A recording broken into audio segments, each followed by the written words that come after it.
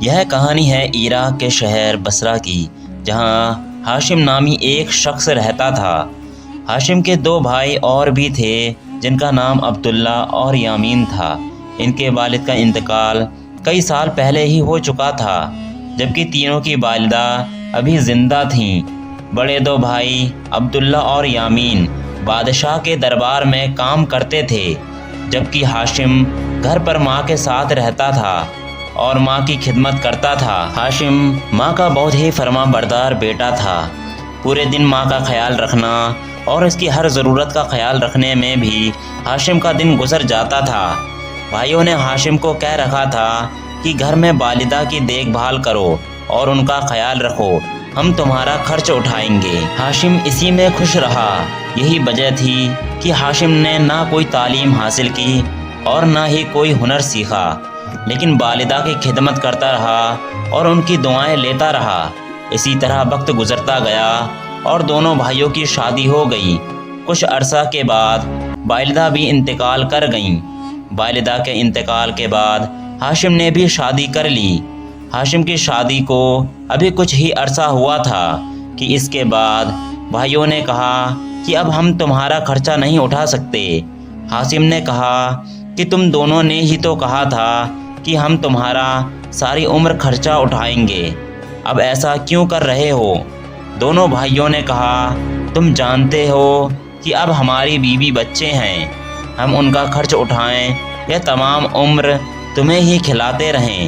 بھائیوں کا جواب سن کر ہاشم بہت ہی دکھی ہوا اور گھر آ کر افسردہ حالت میں بیٹھ گیا اور رونے لگا۔ ہاشم کی بیوی نے رونے کی وجہ پوچھی تو اس نے ساری بات بتا دی۔ ہاشم کی بیوی بہت ہی سلیقہ مند اور ذہین عورت تھی۔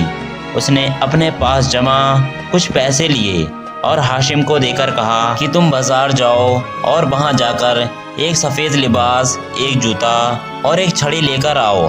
ہاشم بیوی کی بات سن کر بازار سے ساری چیزیں لے آیا۔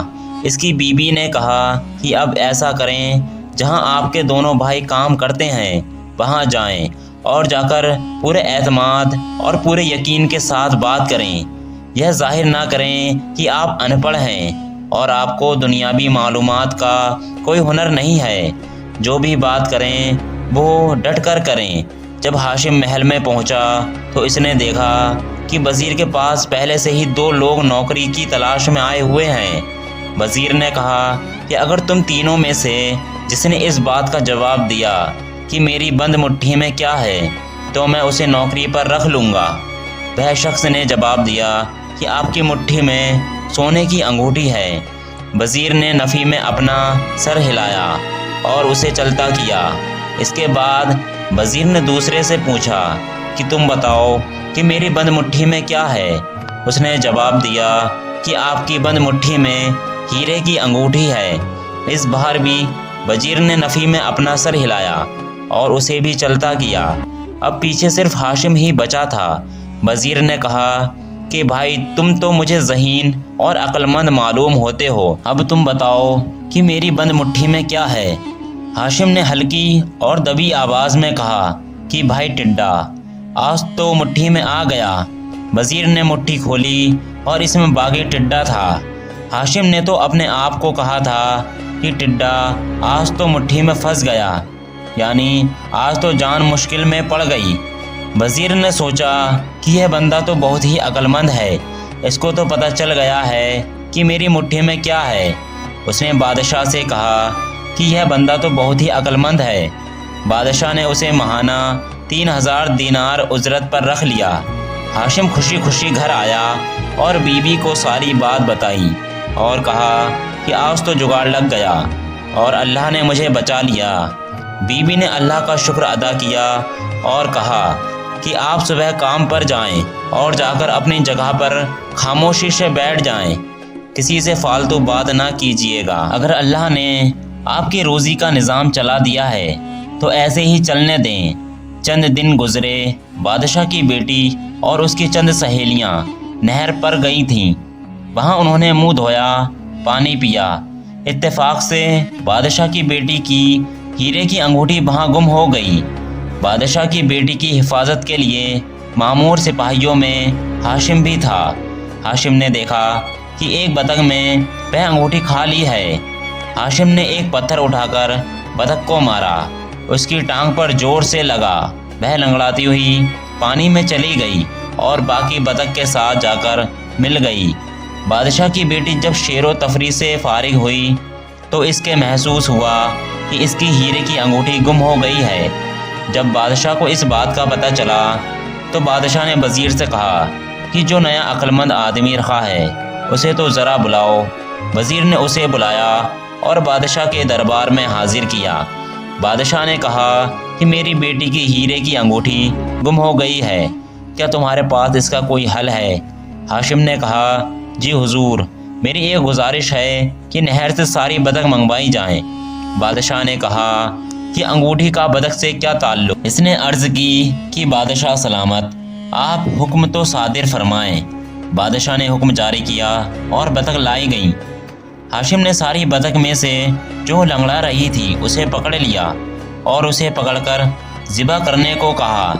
हाशिम की बात सुनकर बादशाह बड़ा हैरान हुआ कि यह क्या कर रहा है। जब उसे ज़िबा किया गया और उसका पेट चाक किया गया तो उसमें से एक अंगूठी मिल गई। बादशाह ने हाशिम को अपने पास बुलाया, शाबाशी दी और इसकी तनख्वाह 3000 मज़ीद बढ़ा दी। हाशिम ने दिल में सोचा कि दूसरा जुगाड़ भी लग गया। इनसे घर आकर बीबी को सारा माजरा सुनाया, बताया कि तनख्वाह भी 2 गुना हो गई है। बीबी ने कहा कि अल्लाह ने निज़ाम सीधा किया हुआ है तो आगे भी इंशाअल्लाह बेहतर ही होगा। अब हाशिम का वक्त अच्छे से गुजरता रहा, लेकिन उसे दिल ही दिल में एक खौफ भी था कि कहीं ऐसा कोई माजरा ना पेश आ जाए जिससे ये हकीकत खुल जाए कि वह अनपढ़ है और बकिस्मत वह महल में से इस ओहदे पर कायम है। कुछ अरसा गुजरा कि बादशाह का शाही ख़जाना कुछ चोरों ने मिलकर चोरी कर लिया। पूरे मुल्क में यह बात फैल गई कि शाही खजाना चोरी हो गया है। बादशाह बहुत हैरान और परेशान हुआ। उसने वज़ीर से कहा कि हाशिम को बुलाओ और इसे कहा कि तुम्हारे पास इस मसले का कोई हल है। हाशिम को दरबार में हाजिर किया गया और इससे इसका हल दरियाफ्त किया। हाशिम यह बात सुनकर बड़ा परेशान हुआ कि अब वह इन चोरों को कैसे तलाश करेगा। हाशिम ने कहा, बादशाह सलामत, हल तो है लेकिन मुझे 8 दिन चाहिए। बादशाह ने कहा, ठीक है। बादशाह ने उसको 8 दिन की मोहलत दी। हाशिम घर आया और सोचने लगा कि अब तक तो अल्लाह के फजल से 2 दफ़ा जुगाड़ लग गया, अब इस दफ़ा क्या करूँगा। इसी सोच में फ़िक्र में 7 दिन इसी तरह सोचते सोचते गुजर गए। रात को वह घर पर बैठा सोच रहा था कि क्या करूं और अल्लाह से दुआ कर रहा था कि कोई राह निजात मिल जाए। दूसरी तरफ जिन चोरों ने महल के ख़जाने को चुराया था उन्हें भी इस बात का पता चल गया था कि बादशाह का सबसे अक्लमंद शख्स हाशिम उन 8 दिनों की मोहलत मांगी है। कल वह अपना फ़ैसला सुनाएगा। वह चोर जिन्होंने शाही ख़जाना चोरी किया था आपस में गुफ्तगू करने लगे कि उसने अगर हमें पकड़वा दिया तो हमारी तो ना दुनिया रहेगी और ना ही आखिरत, और बादशाह हमें इबरतनाक सजा देगा। लिहाजा उन्होंने फ़ैसला किया कि हाशिम के पास चलते हैं, शायद इसके पास कोई हल हो। अब जैसे ही वह सभी चोर हाशिम के घर के करीब पहुँचे तो एक चोर का जूता टूट गया और वह पीछे रह गया। बाकी चोर जैसे ही हाशिम के घर के दरवाजे के पास पहुँचे तो अंदर से आवाज़ आई कि 7 हो गए, एक बाकी रह गया। इत्तेफाक से ये हुआ था कि उन चोरों की तादाद 8 थी। चोरों ने जब सुना तो हैरान रह गए और कहने लगे, इसको तो वाकई ही पता चल गया कि हम ही 8 चोर हैं, क्योंकि 7 हम यहाँ पर हैं और 8वां जिसका जूता टूट गया वह पीछे है। जो हम सोच रहे थे वह बात ठीक थी, यह वाकई बहुत अक्लमंद आदमी है। उन्होंने कहा कि 8वें को जल्दी से बुलाओ और अंदर चलकर इसकी मिन्नत समाजत करते हैं कि हमें किसी तरह बचा लें। अब हाशिम 2 दिनों की बात कर रहा था कि 7 दिन गुजर गए और एक रह गया। चोरों को लगा कि यह हमें कह रहा है। यह 8 चोर इसके पाँव में आकर गिर गए और कहा कि यह खजाना हमने ही चुराया है। हाशिम ने आसमान की तरफ निगाह उठाई और दिल ही दिल में अल्लाह का शुक्र अदा किया। चोरों ने कहा कि हमें किसी तरह बादशाह के गज़ब से बचा लो। यह खजाना भी तुम रख लो। हाशिम ने कहा, खजाने को कहीं दफना दो, और कहा कि तुम सुबह बादशाह के दरबार में आ जाना और जैसा मैं कह रहा हूँ वैसा ही करना। इसने इनको कुछ और बातें भी बताईं। अब सुबह हाशिम बादशाह के दरबार में हाजिर हुआ। इसने कहा कि बादशाह सलामत, खजाना मिल गया है, लेकिन उसको लाने के लिए मुझे 8 मजदूर चाहिए। बादशाह ने कहा कि जिन्होंने खजाना चोरी किया है वह चोर कहाँ है? हाशिम ने कहा, बादशाह सलामत, खजाना तो हासिल करें, चोर तो बात की बात है। बादशाह इस बात पर राज़ी हो गया और फिर वही 8 चोरों मजदूर के रूप में बादशाह के सामने हाजिर हुए और कहा कि हम मजदूरी करेंगे और ख़जाना लेकर आएंगे। हाशिम ने बादशाह सलामत से कहा कि इन सब मजदूरों को 2000 दीनार उजरत देनी है। बादशाह राज़ी हो गया। अब 8 चोर हाशिम के साथ गए और वह खजाना लेकर आए और बादशाह की खिदमत में पेश किया। सारा खजाना देखकर बादशाह बहुत ही खुश हुआ। उसने मजदूरों को उजरत भी 2 गुना दी और हाशिम को पास बुलाकर शाबाशी दी और कहा कि जितना खजाना लेना चाहते हो ले लो। हाशिम ने कुछ सोने की अशरफियाँ लीं और घर चला आया।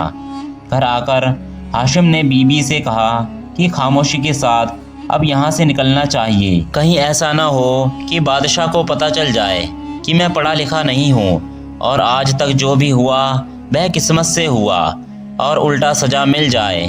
वह रातों रात वहाँ से निकले। रास्ते में एक आदमी मिल गया। उसने पूछा कि कहाँ जा रहे हो? हाशिम के मुंह से निकल गया कि मैं शहर छोड़कर जा रहा हूँ। उस शख्स ने यह बात फ़ौरन बादशाह तक पहुँचा दी। बादशाह ने इसके पीछे फ़ौज भेजी जो हाशिम को पकड़कर महल ले आए। बादशाह ने कहा कि तुम कहाँ जा रहे हो? तुम तो मेरे खास आदमी हो। अब हाशिम ने कहा, बादशाह सलामत, सच बात यह है कि मैं पढ़ा लिखा नहीं हूँ। जितनी बार भी आपने मुझे हुक्म दिया अल्लाह ने मुझे बचा लिया और कोई जुगाड़ लगाकर काम चलता रहा। और फिर उसने अपनी सारी बात बादशाह को बता दी कि कैसे माँ की खिदमत के लिए उसने दुनियावी कोई हुनर हासिल नहीं किया। बादशाह ने हाशिम की बात सुनकर कहा कि कोई बात नहीं, तुमने सच बताया। जैसे भी हो तुमने मुझे शाही खजाना वापस कर दिया। मेरे लिए यही बहुत है। तुम अब काम करो या ना करो, ये मेरा फैसला है कि तमाम उम्र तुम्हें तनख्वाह मिलती रहेगी और तुम ताउम्र मेरे दरबार में इसी ओहदे पर कायम रहोगे। इस तरह हाशिम और उसकी बीवी उसी शहर में रहने लगे। यह कहानी सबक देती है कि रोज़ी रोटी का मालिक सिर्फ़ एक अल्लाह है। रोज़ी हर हाल में उस शख्स तक पहुंचकर ही रहती है। माँ की खिदमत करने पर हाशिम की हर मुश्किल हल होती चली गई।